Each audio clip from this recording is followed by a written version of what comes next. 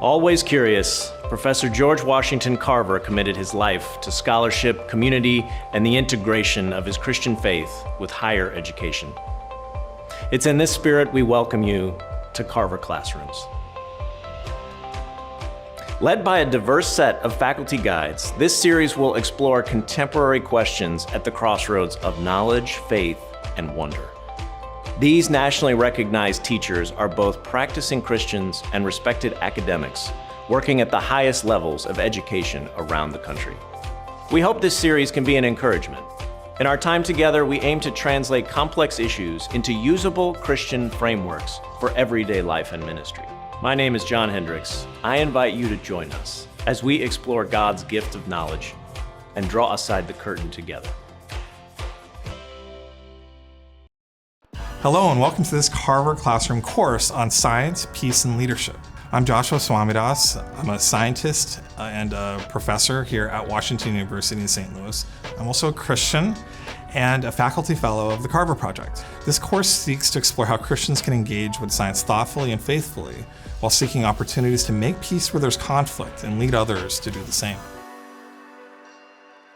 What is science?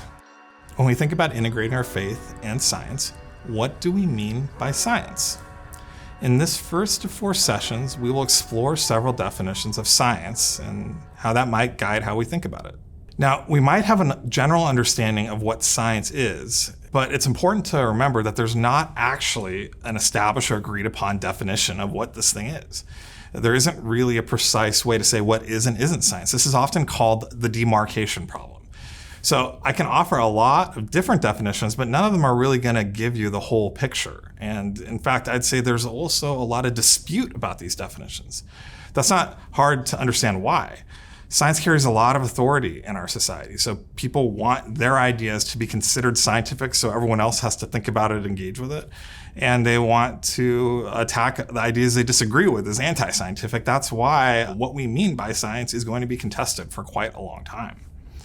Still, there's one helpful definition of science or set of definitions of science that was really helpful to me that I found by being a scientist and just seeing how it works. The first thing is that it's a specific way of studying nature. There's many ways to study nature, but this is specific. It's a bit particular, maybe even a bit strange.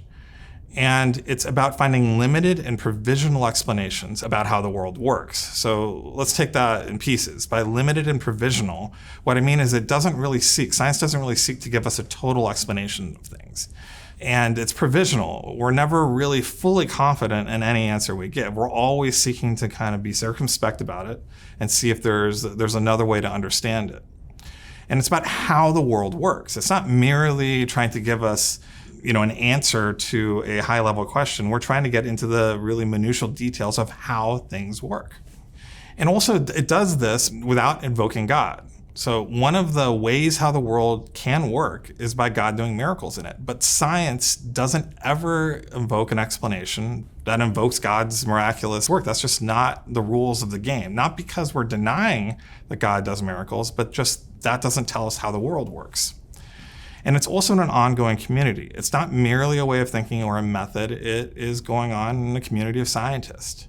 So that's one helpful definition of science, a specific way of studying nature to find limited and provisional explanations of how the world works without invoking God and in an ongoing community.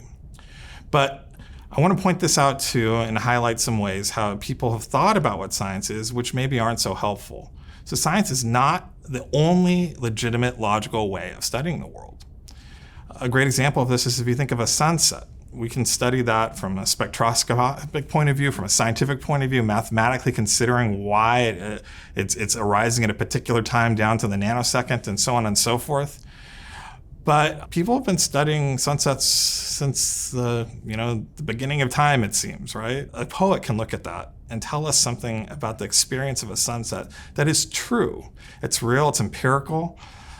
But it also extends outside of science into talking about the world and studying it in a way that is legitimate but isn't actually scientific. And it would be a mistake to try and make it scientific. The other thing that's important about this is it can't give us a complete view of reality. For example, most of us agree that part of this reality, the moral reality we live in, is that racism is wrong. There's no way to demonstrate using science that racism is wrong. And so the problem usually is not that science is telling us something in conflict with our faith. Usually what's going on is that we're thinking that science is giving us a complete explanation, and that's what's creating the conflict.